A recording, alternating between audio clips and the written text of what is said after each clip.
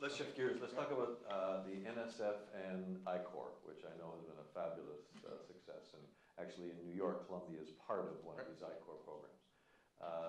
So tell us how the NSF adopted the lean startup model and how you're measuring your progress.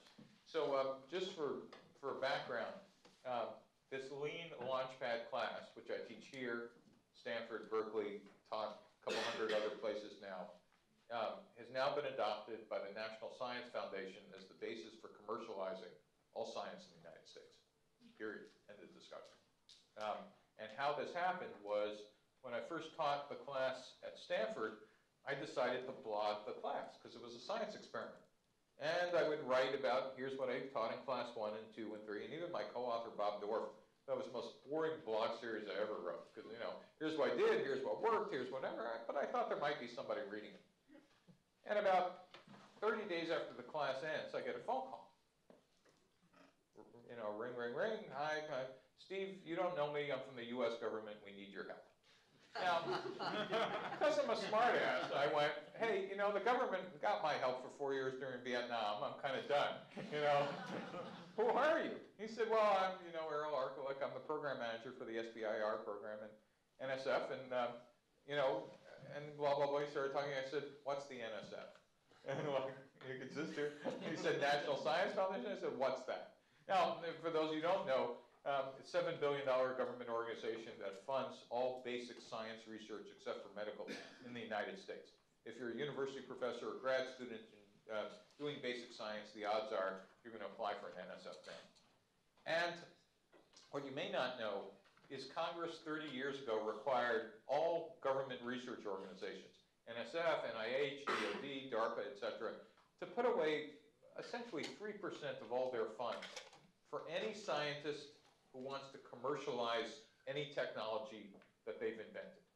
And that's called the SBIR program. Another side program is called SDT. The good news is we do this as a country.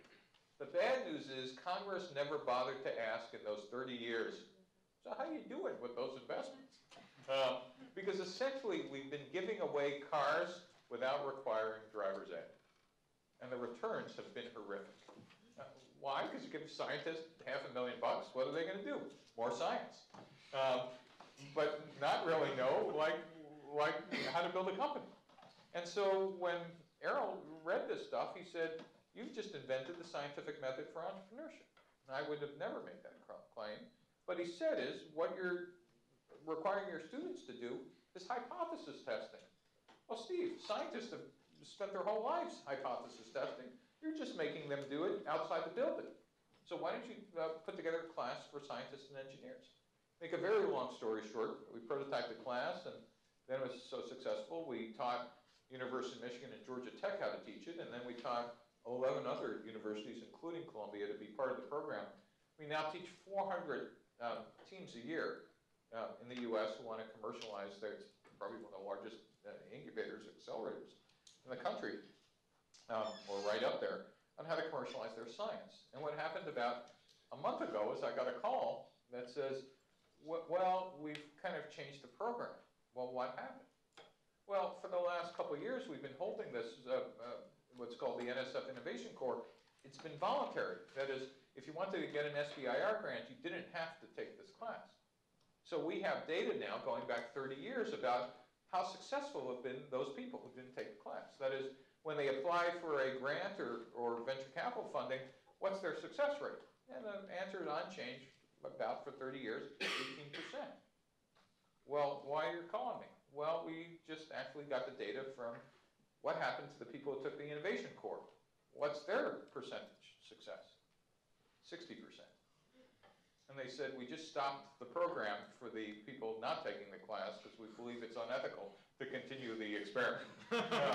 So now in the United States, it's required to even show up at the SBIR conference. You have to watch my lectures and talk to 20 customers.